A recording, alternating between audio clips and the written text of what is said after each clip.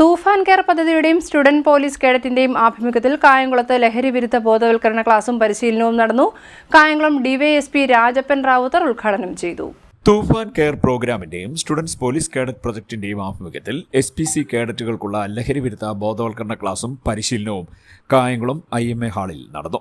ആലപ്പുഴ തൂഫാൻ care convener doctor Sajikumar അധ്യക്ഷത വഹിച്ച യോഗം കായംകുളം ഡിവൈഎസ്പി രാജപ്പൻ റാവുത്തർ ഉദ്ഘാടനം ചെയ്തു. CI Arun Shaji, narcotic cell officer Afzal എന്നിവർ സംസാരിച്ചു. Kayamkulam IMA president doctor Goldy Udayan നന്ദി പറഞ്ഞു. തുടർന്ന് പ്രശസ്ത മനോരോഗ വിദഗ്ധൻ ഡോക്ടർ ജയശങ്കർ ലഹരി വിരുദ്ധ ക്ലാസ് നയിക്കുകയും പരിശീലനം നയിക്കുകയും ചെയ്തു.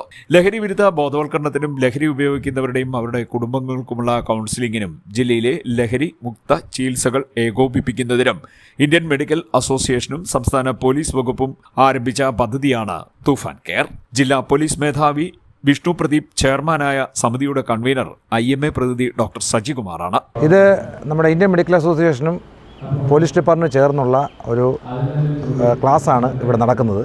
ഇതിൻ്റെ ഒരു പ്രധാനപ്പെട്ട എയിം എന്ത് ചോദിച്ചു കഴിഞ്ഞാൽ, നമ്മൾ ഈ നർക്കോട്ടിക്സ് ഉപയോഗിച്ച് പിന്നീട് ഇതിലേക്ക് ജീവിതത്തിലേക്ക് തിരിച്ചു വരാൻ കഴിയാത്ത ആൾക്കാരെ ട്രീറ്റ്മെൻറ്റ് നൽകി കൗൺസിലിംഗ് കൊടുത്ത് അവരുടെ സാധാരണ നിലയിലുള്ള ജീവിതത്തിലേക്ക് തിരിച്ചു കൊണ്ടുവരാനുള്ള ശ്രമമാണ് ഈ IMAയും കേരള പോലീസ് ചേർന്ന് ചെയ്യുന്ന ഈ ഒരു സംരംഭത്തിൻ്റെ ഉദ്ദേശം. ഈ ഓപ്പറേഷൻ തൂഫാനുമായി ബന്ധപ്പെട്ട് അതിന് 3 ഘടകങ്ങളാണുള്ളത്.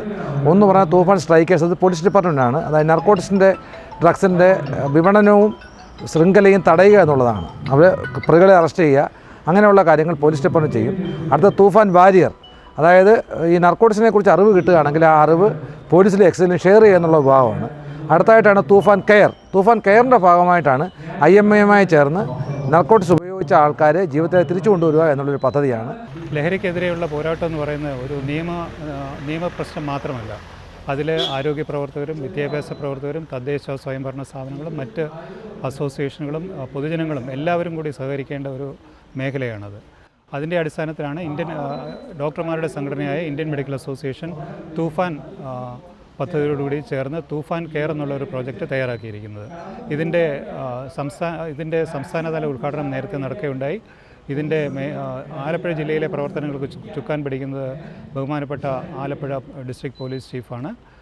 IMAയുടെ ഒരു പ്രതിനിധി, ഞാനാണ് അതിൻ്റെ കൺവീനർ.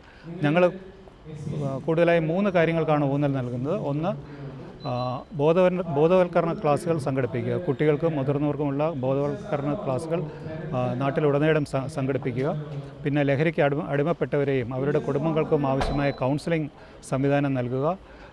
ജില്ലയിലുള്ള ഡി അഡിക്ഷൻ സെൻ്ററുകൾ, അതായത് ലഹരി വിമുക്ത കേന്ദ്രങ്ങളുടെ ഒരു വിവര ശേഖരണം നടത്തുക, രോഗികളെ അതിലേക്ക് റെഫർ ചെയ്യുക, അവർക്ക് വേണ്ട സഹായ സഹകരണങ്ങൾ നൽകുക. ഇതാണ് IMA ഈ പദ്ധതി കൊണ്ട് ലക്ഷ്യമിടുന്നത്. CDNet news, Kayamkulam.